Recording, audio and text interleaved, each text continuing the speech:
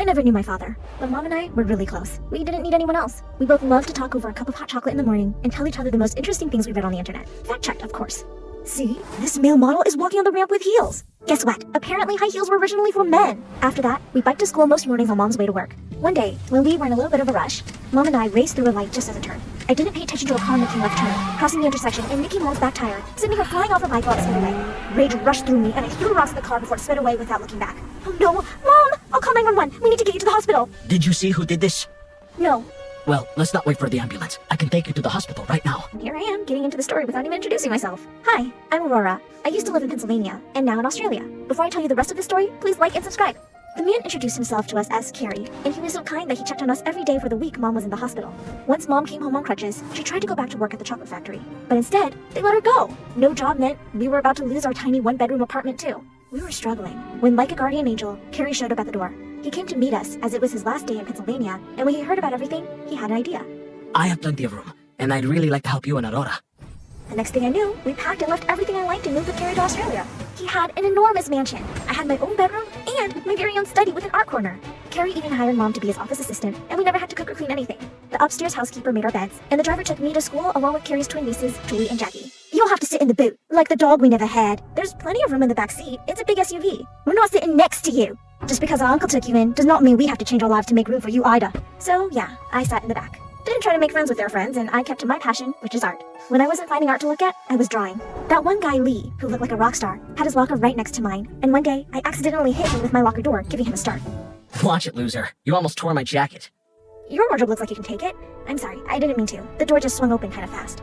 Don't let it happen again, or you'll see how fast I can fight back. He walked away, and I felt really weird. Like, was that a threat? Was he actually dangerous? Or just liked acting tough? He surprised me the next time we were both there at the same time, when he picked up a drawing that fell out of my notebook. This looks like a cross between an old famous Degas and a cool Banksy. Way to mix decades together. Wow, I'm surprised you know who these artists are.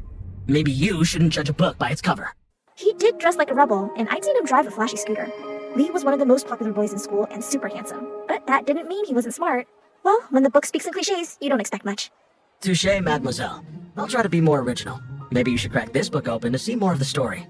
Are you asking me out in a very roundabout way? It sounds like you want me to, new girl. I could oblige, but I don't want to be late for class.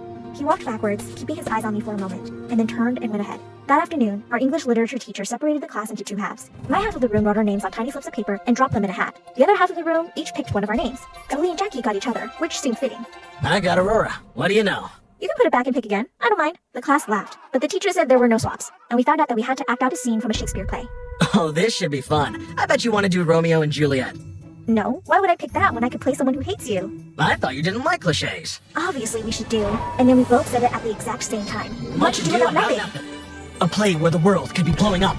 And people are more concerned with the petty, stupid stuff. Shakespeare really is timeless. Yeah, stupidity hasn't ended in hundreds of years. Isn't it always the handsome ones who are the worst? All the way home, I had to bear Julie and Jackie taunting me about Lee while I sat behind them in the car. Is that play where you get killed by the boy you're paired with? That's definitely the one you should do with Lee. You two are thinking of fairy tales. Maybe you should do Cinderella and see how that goes. I ignore the rest of their jabs. The next day, I was studying in the library when Lee came over, plopped his smelly shoes on my table, and gave me a weird look. I snapped. I picked up the heaviest book I could find and threw it right at his feet. Oh, sorry. Ouch! Ouch! I laughed as I walked away. He still followed me, then blocked my path with his arm.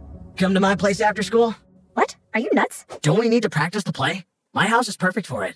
And what? You've got blisters on your feet? Can't make it to my place instead? Ugh, does your place have a library and a stash of theater props? Not sure. But, okay, I'll come over. But first, apologize for the locker incident, now. And then it would be a yes. Promise. Yes. I'm sorry, beautiful.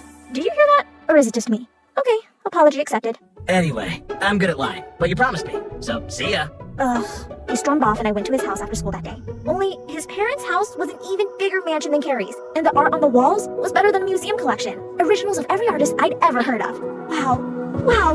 Wow! We sprayed his mouth with some breath freshener before we started reading some lines together. That's weird. It's not weird, it's chivalrous. I think you should also do the same for your feet. What other fun facts should I know before I have to stand close to you? Okay, Miss US of A. Let's just focus on the homework, shall we? When Carrie's driver came to pick me up, he asked Lee why he hadn't been around, as he knew him well, but that must be because Julie and Jackie had invited him to some party at home. As I reached home, I was surprised to see Mom and Carrie sitting close watching a movie together. Well, I didn't mind. But later that week, Mom seemed upset after a nice dinner out with Carrie. When I asked her what was wrong, I was shocked at her answer. Carrie and I have gotten closer, so I guess he felt comfortable telling me the truth. He was driving the car that hit me. What? He deceived us and I thought of him as an angel all the time. He should be in jail. I'm going to call the police and tell them everything. Mom tried to stop me, but I stormed off and took a bus to the police station. The kind officer told me that they had no jurisdiction for something that happened in a different country. I was so angry. So I started to think of ways to hurt Carrie like he hurt Mom. I could let the air out of his tires, but that really only hurts his driver. I could mix salt into his coffee, but it might not bubble over like a soda would. I ended up taking scissors and cutting a slit in every pair of pants he had. But in one day, they were all replaced and Mom made me apologize. Aurora, you have to forgive him. I have. He's giving us a better life than I ever could. But he hurt you, and he lied? He didn't mean to, and he cares deeply.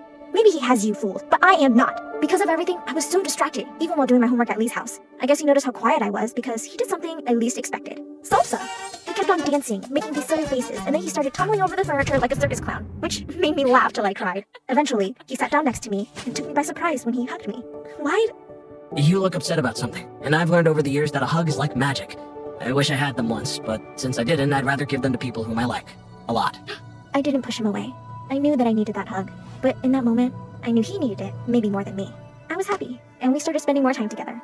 He even offered to carry my books, started sitting with me at lunch, and when I told him about the chocolate factory where I used to live, he had hot chocolate waiting in a thermos for our next rehearsal. We should rehearse the scene all the way through since we have to do it in class tomorrow. He asked me to be his girlfriend, and I said yes. When I went home that night, I completely understood the expression, walking on clouds.